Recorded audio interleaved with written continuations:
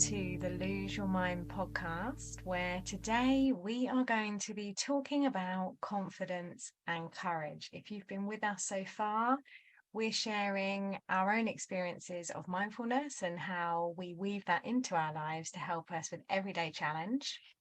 And confidence is something we all struggle with, particularly I can relate to that myself. So Alan and I are going to be having a bit of a chat about our own experience and how we think mindfulness and that way of living can help you with that. Good morning, Alan.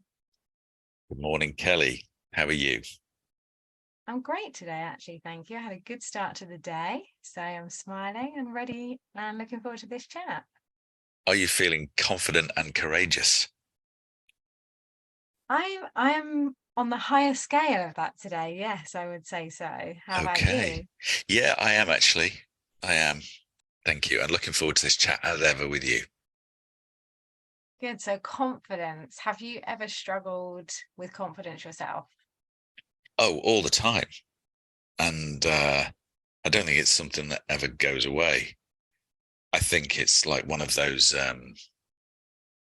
gasometer things that sort of goes up and down depending on how full the tank is, so to speak. And I think it's constantly moving, and you can have days where you're up and then days when you're down. And when you try something new, then it's quite natural to feel some self-doubt and lack confidence. But I think what we're going to talk about is how mindfulness can get you over that, as you said in your little introduction there, and make you more courageous around what you deal with in life, because that's what we're here to do, isn't it? To do things and enjoy our lives. So, yeah, let's see where it can take us.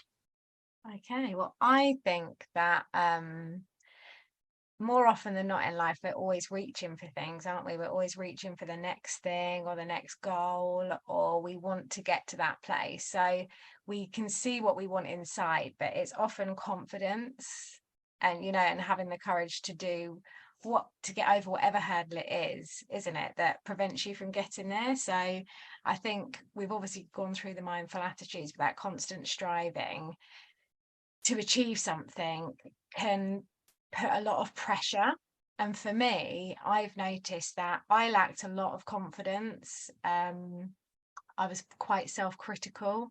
So I wouldn't even listen to the sound of my own voice, believe it or not, is something I just could not bear. Hated it.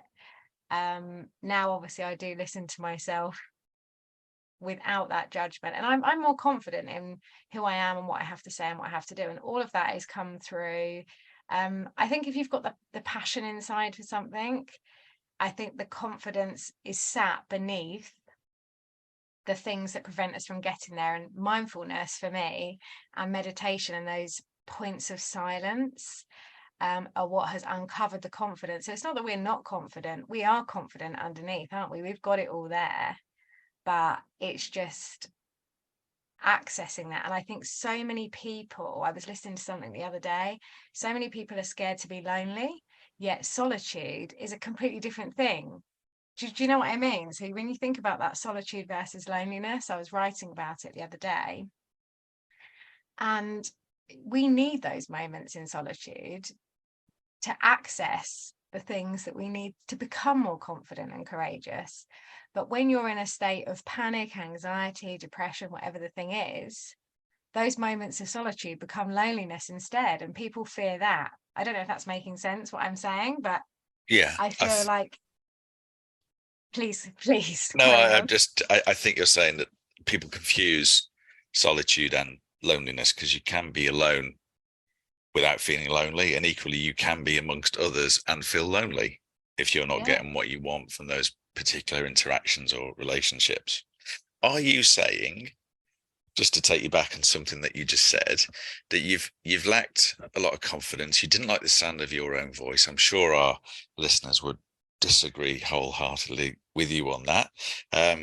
But you said passion helps. So is it important to be passionate about something that you need to be confident in being able to do that?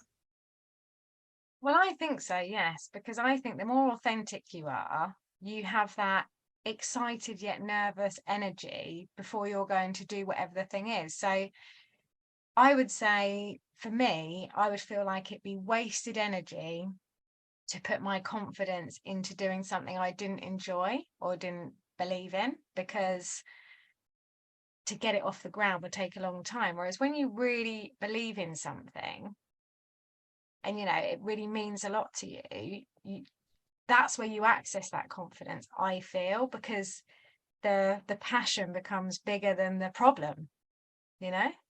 I like that. The passion becomes bigger than the problem. There you Just go. gonna jot that down. There's your next book title. I think yeah. So we're talking here about something that you like to do, like whether it's a job or a project or a hobby, aren't we? And I think it also applies to, you know, many of us just in life, whatever it is that we're doing, we lack confidence to be able to function properly, and also to look after our mental health. Because if you're not feeling confident and you're in situations every day, whatever that is, whether it's within your relationship or a job or whatever else you're doing, if you're not feeling confident, you're probably going to have those kind of fight or flight responses, aren't you? Those feelings of panic and anxiety. So we're talking about having a passion for something you like to do, but also needing to discover that innate confidence, which you said correctly, you know, we all have. Actually, it's there underneath. And as we've said so many times before, mindfulness helps you peel back the layers, doesn't it, and get to what's real, rather than the stories we tell ourselves as to why we shouldn't be confident or we shouldn't have courage. And that is the nub of it for me, really.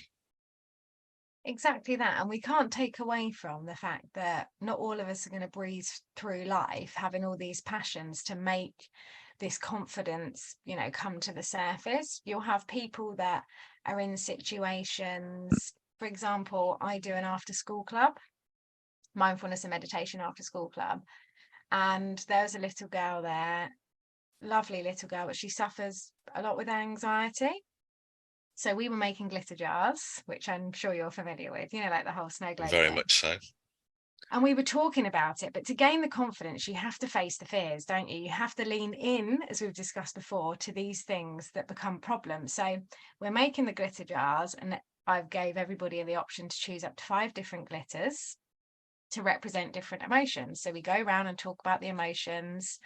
And this one little girl that suffers really badly with anxiety, which I can relate to, tapped on the glitter to go into the jar a little bit. And I said, "Oh, what was that?" And she said, "Anxiety." And I said, "Oh, do you only feel a little bit anxious?" And she was like, "Oh, no, but I don't want to feel anxious." I said, "Yeah, but how anxious do you actually feel?" And she said, "Well, I feel anxious all the time." And I was like, "Put the whole tube in there." I was like, "Get it in there. We want to see it." So she was a bit confused to start with, but we emptied all the anxiety because you want to see it. And that's how the confidence grows. When you know you can be with something and you are not it, you can see, you know, when the glitter settles, there's still space to have that clear sight despite having all those problems. So I was trying to explain to her that it's okay to feel really anxious all the time. Don't just pop a little bit in, you want it all in there so you can see and then, you know, settle. And that's where that confidence and courage comes from in yourself. So I'm highly passionate about this, as you can tell. That's all right. And I just think that helps as well. So even in a situation you may not want to be in, to be able to tap into, be comfortable to who you are, that's okay, rather than shy away from what you think is the right thing. That also builds that confidence. And this all comes from these spaces and these moments and these stop and noticing your breathing, and all the small little things make such a big difference, and people don't think to stop and do them. And that's the message I just try and get across all the time.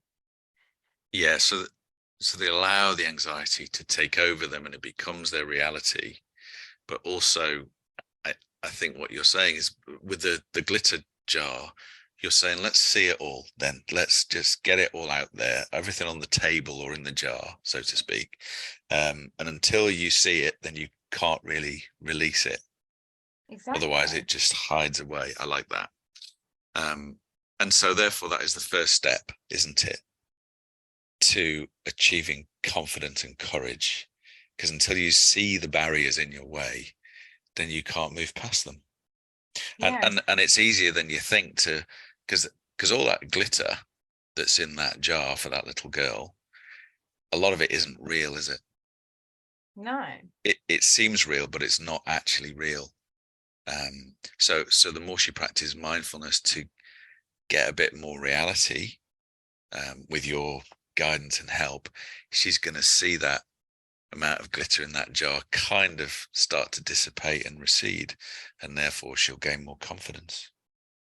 Yeah, it's amazing, really, because I can tell even her confidence has grown over the weeks, with these small steps. And that is how you get to this courageous, confident state. Because if you look at corporate companies, for example, in the world, they're results driven, aren't they? People want results. So even if you or I were to, if I were to explain this glitter jar technique to someone that wants, something, they want results, they want them now, they want it, this is what they want to see. I get it. I get that people do need results and there are targets. I've worked in the corporate world myself, but I just think for anyone listening to this, because I'm aware that I can be guilty of going on a bit too much about a subject, it's the small things. So it's what people could do to start being confident and, gain this courage in themselves.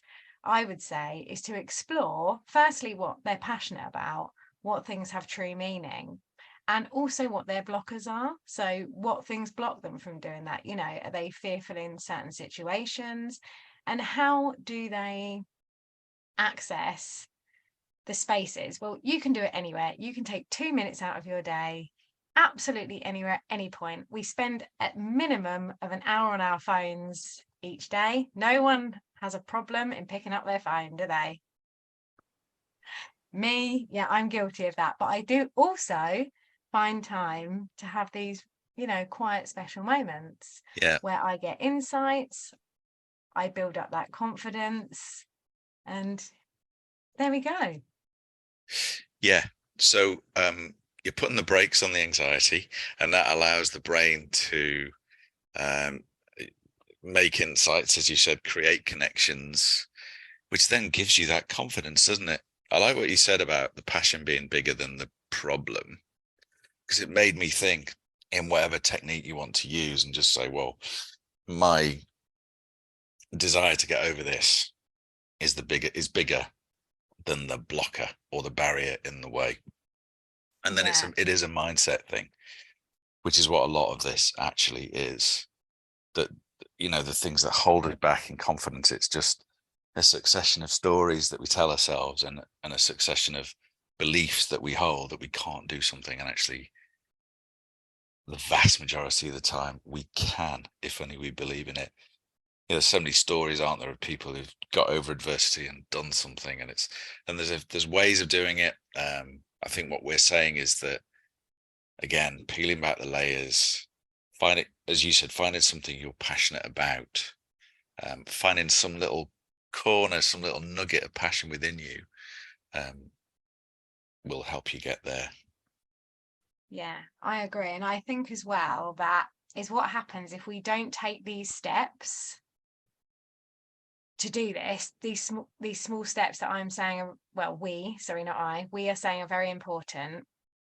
Is what happens is people end up in a state of breakdown, severe mental health issues, don't they? So if you don't start taking these small steps to gain your own confidence, the almost the anxiety and the depression and the stress, that wins.